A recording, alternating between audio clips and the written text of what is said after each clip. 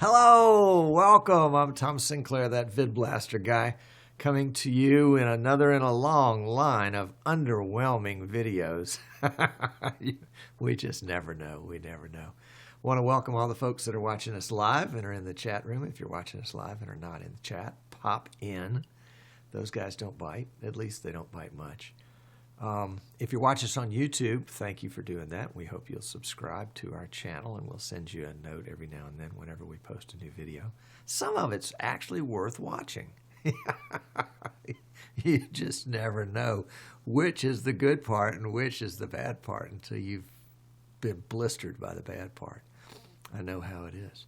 Hey, the theme of this show is that one guy with one PC and the right software can really do an awesome broadcast. And we started out, golly, we're in our third year now of doing this show, and we're getting pretty good. Now, a lot of it, I'll have to say, is thanks to folks that have helped us out.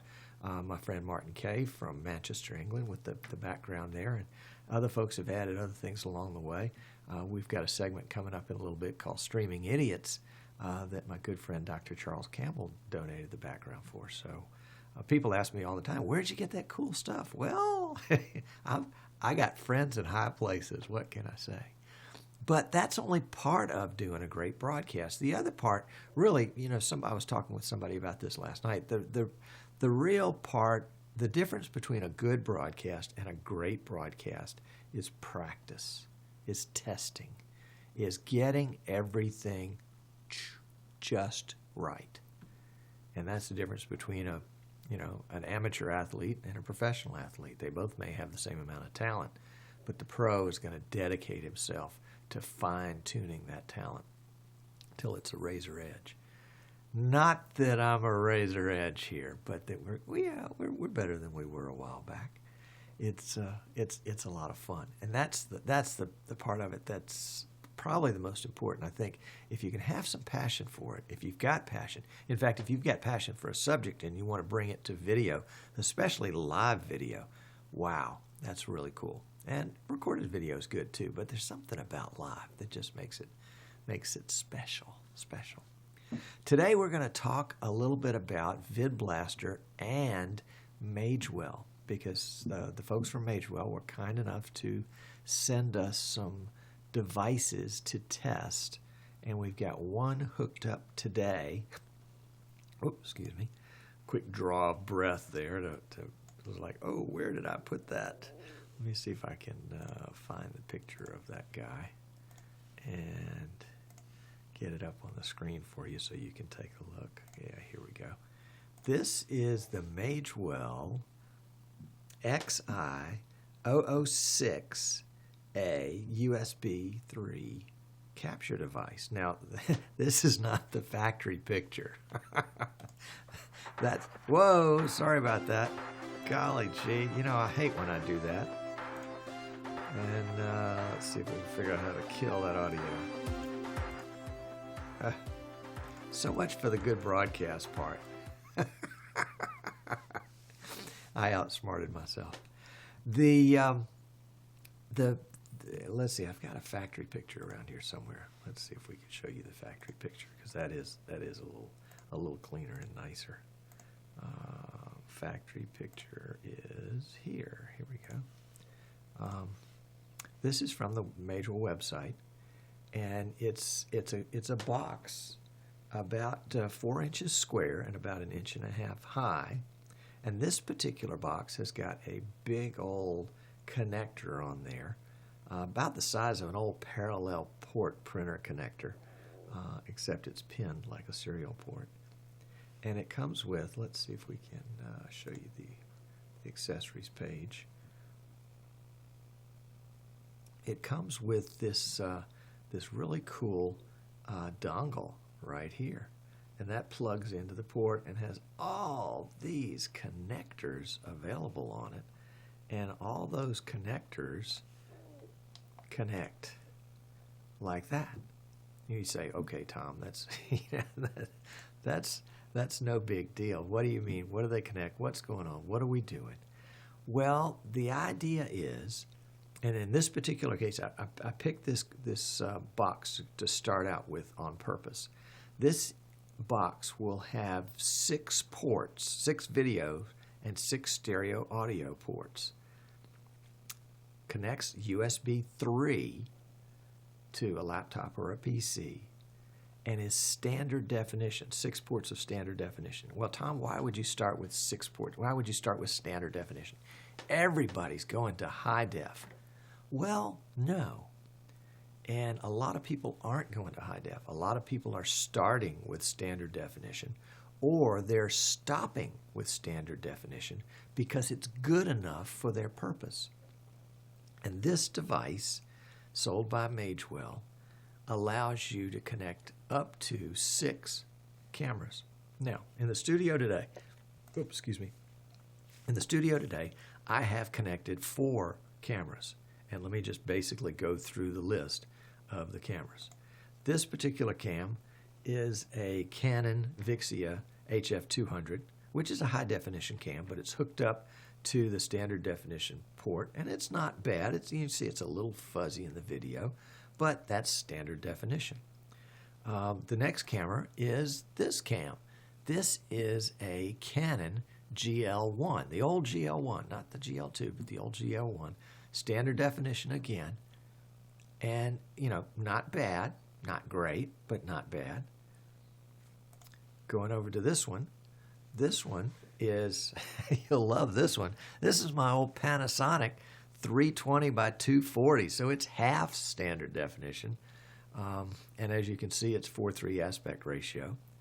And, this was a sacrificial camera that I used when I was doing sports. I would put this behind the soccer goal, and I didn't care if it got smacked. In fact, parts of it even fell off, but it's still working. Credit to Panasonic on that one.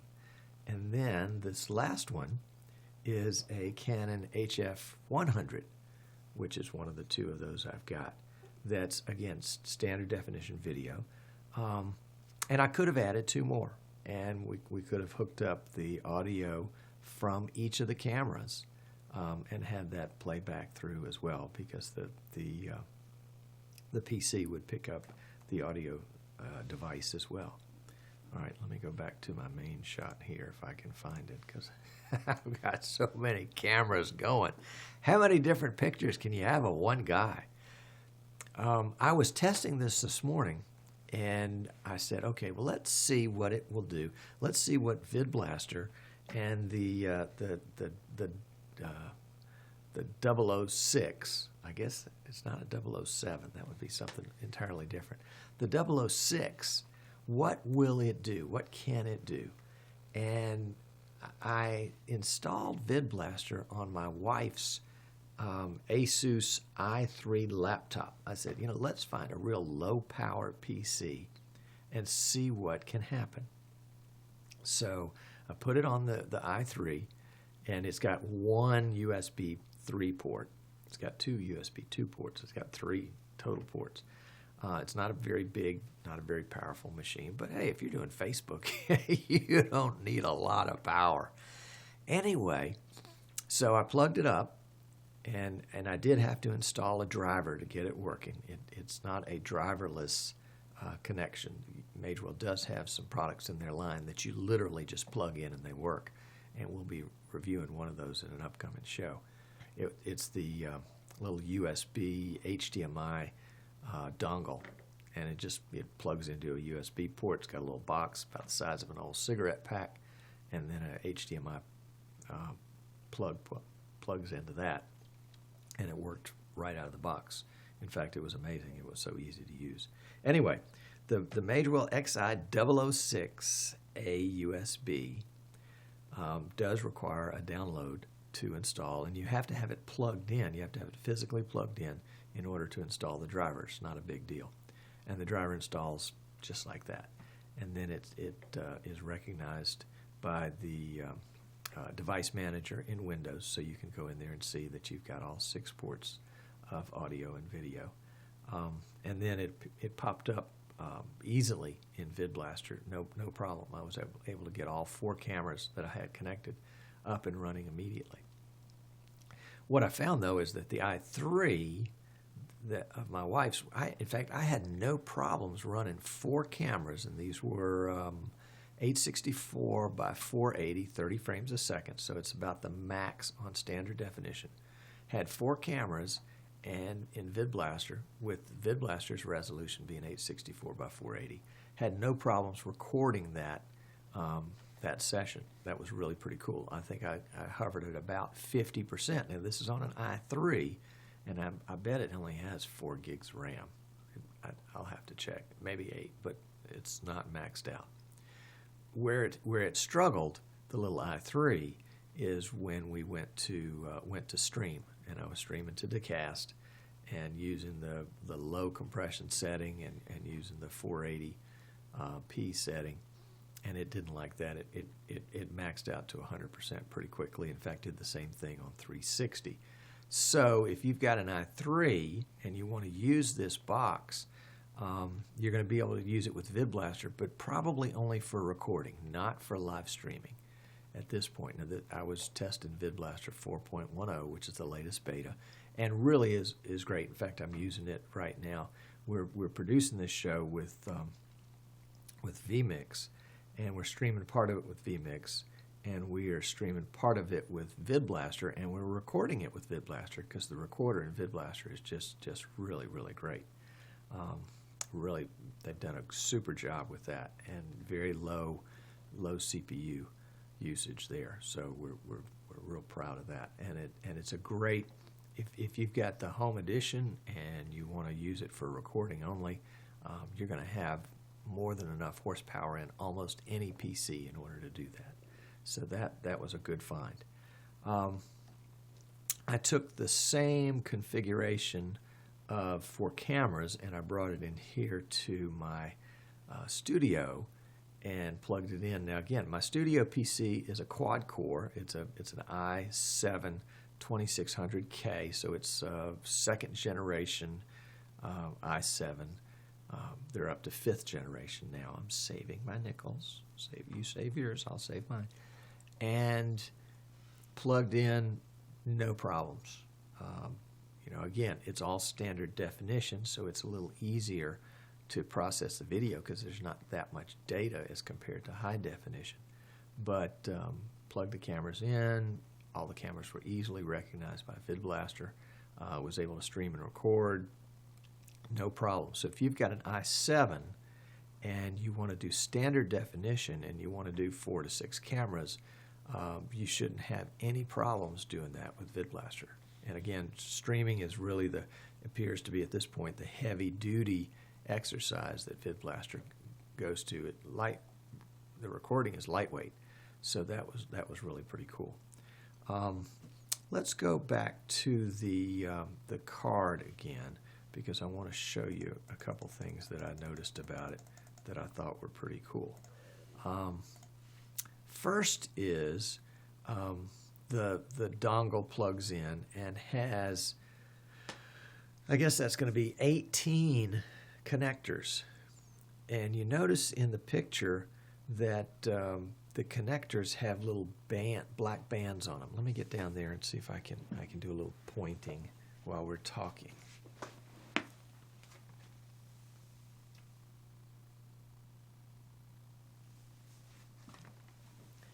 That black band groups together one video, and 2 audios. So you have a red, a white, and a yellow all bundled together.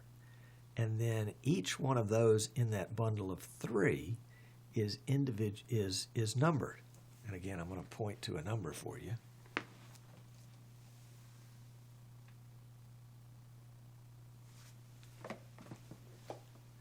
So you know what channel you're connecting to, and you don't have to search for the other the other of the 3 set. They're already bundled by 3s, and then within the 3s, each one is numbered individually. So with the video 4 that I just pointed to, in that same bundle will be 2 audio 4s, and so that makes understanding what you're doing and connecting to it much easier. There's nothing like having 18 wires and not having any of them marked except by colors and that doesn't help. And so I think I think Magewell did a nice job of thinking through that part of it and making it easy for somebody to use. Now, I do have a little bit of criticism, and I guess it could be criticism. It could be a compliment. We'll just have to. It depends on what circumstance you're in. But if you've got what I'll call a conventional handy cam, like the Canon HF100, your connection opportunities in that one are component, which we're not talking about right now, HDMI, which we're not talking about, and composite. In the Canon manual, it refers to it as A/V, which has a connector, that 3.5 millimeter connector that plugs into the camera, and then has RCA jacks, the red, the yellow, and the white as the options coming out of it. If that's what you've got, and we'll go back to that shot for a second, you can see the reds and the whites have the regular RCA jacks. But if you look closely at the yellows, you'll see that there's something else there, and that's because the yellows are actually terminated in a BNC type connection. That is, it's a screw-on connection, not a press-in connection like the RCA connection. So, fortunately today for our testing, I had a bunch of BNC to RCA adapters from an old Osprey card, Osprey 450E, that I have mothballed. If you're interested in it, let me know. I'll make you a heck of a deal on it. And so that's how we were able to make the connection. Again, using the RCA type jack from the camera, plugging into a BNC adapter, and then plugging into the BNC connection on the Magewell. Let me lift one up so you can see exactly what I'm talking about.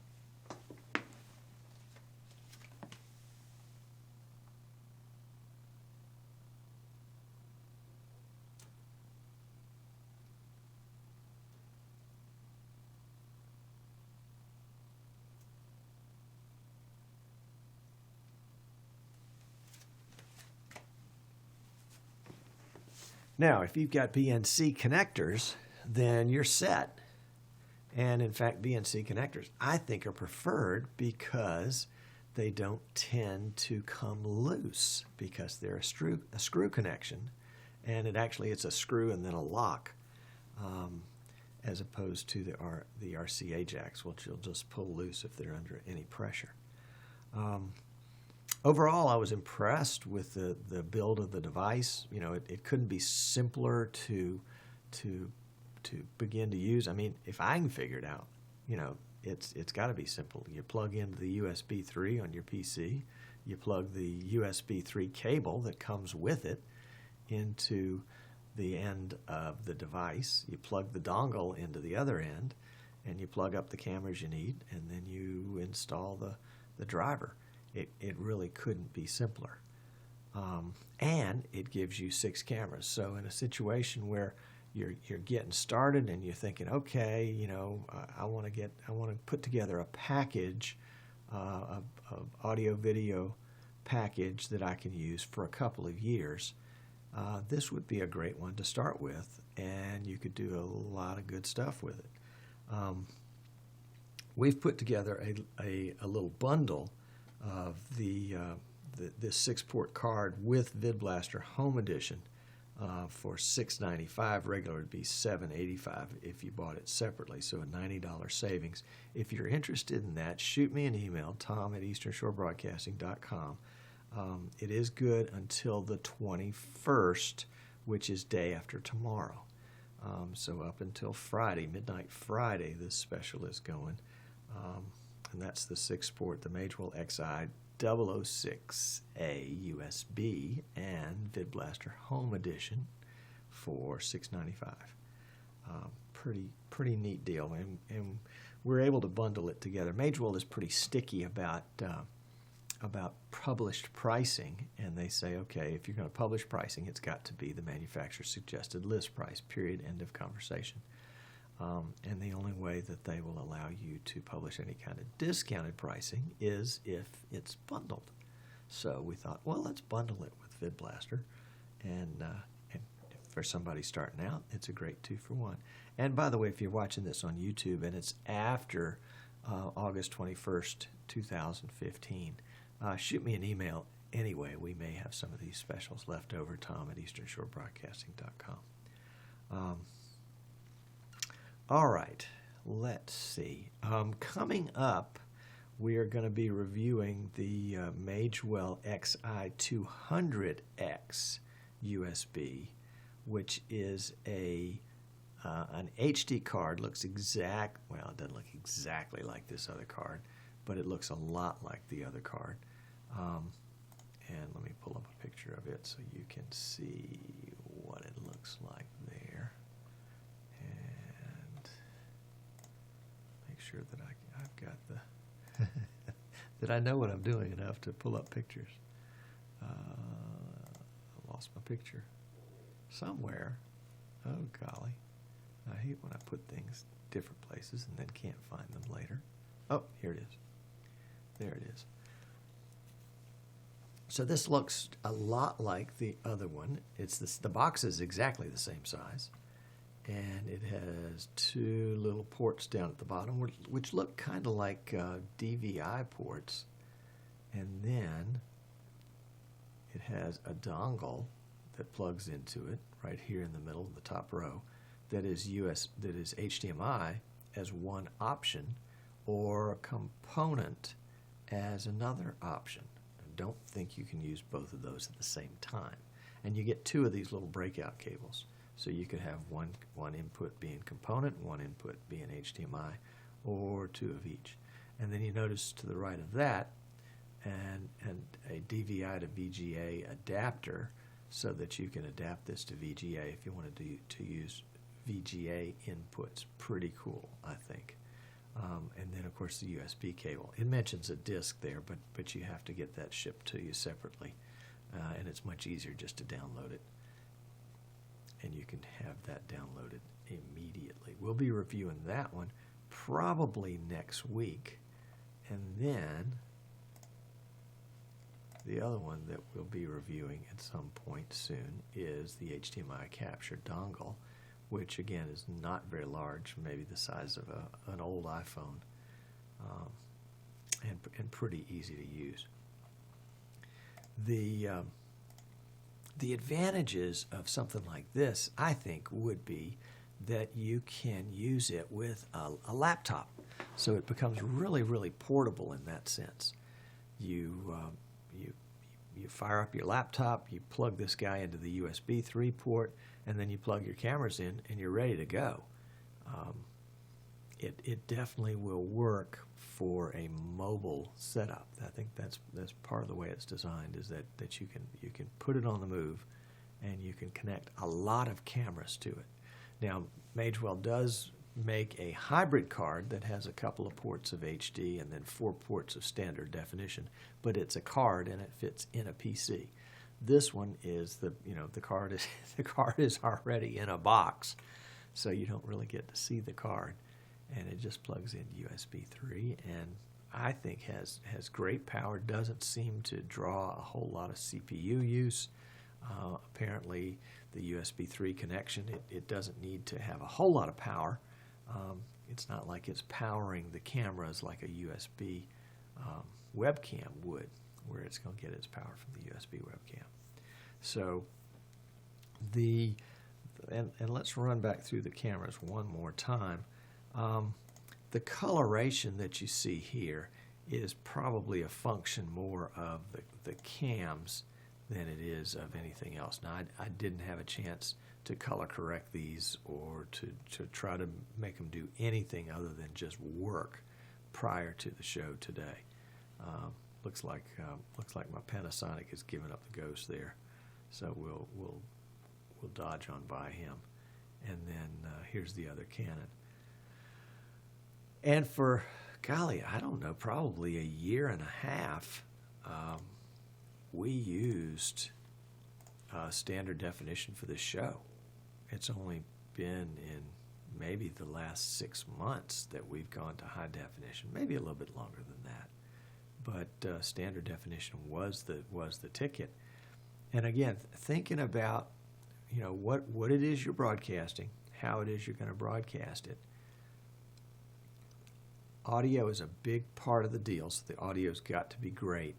And if the video is less than perfect, and we'll go back to this one as a good example, you know, if this is less than perfect, you can still tell that I'm talking to you. You can still tell that I'm making eye contact. If I'm going to show a sample of something and we're going to zoom in on it, you're still going to be able to get what it is.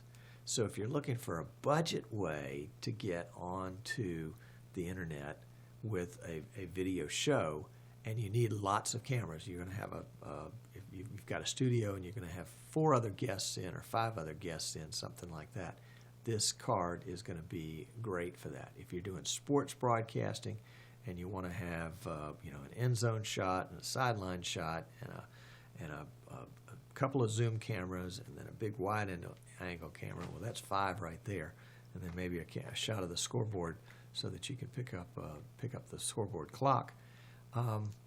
You know, again, this is going to be a great option for that as well.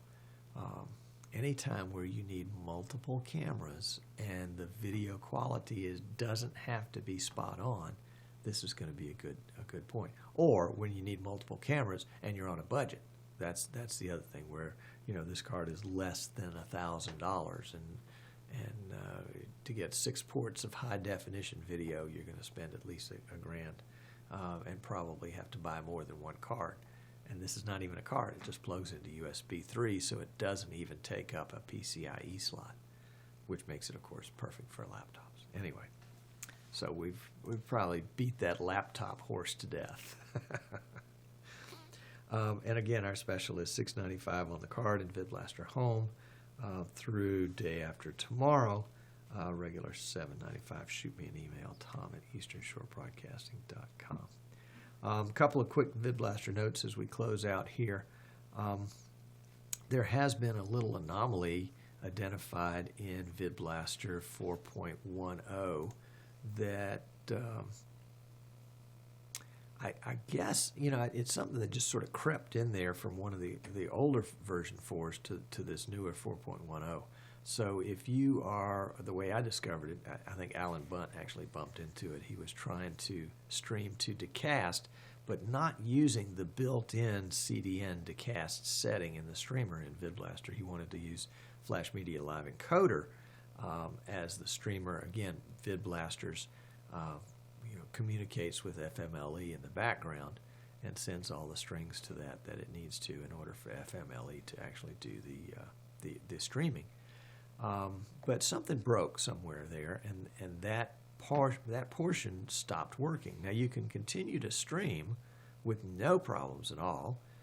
In fact, we're doing it today to decast using the streamer and the decast setting in the streamer.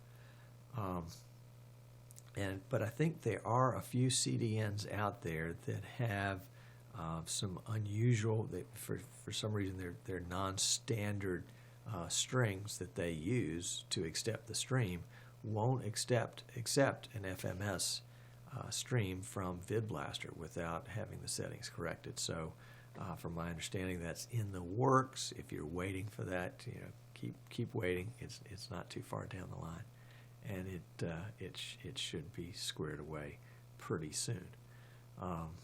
But VidBlaster 4.10 is the latest, greatest, bestest VidBlaster ever, and lightest on CPU use. And hat tip to Mike Versteeg, done a really great job with that program.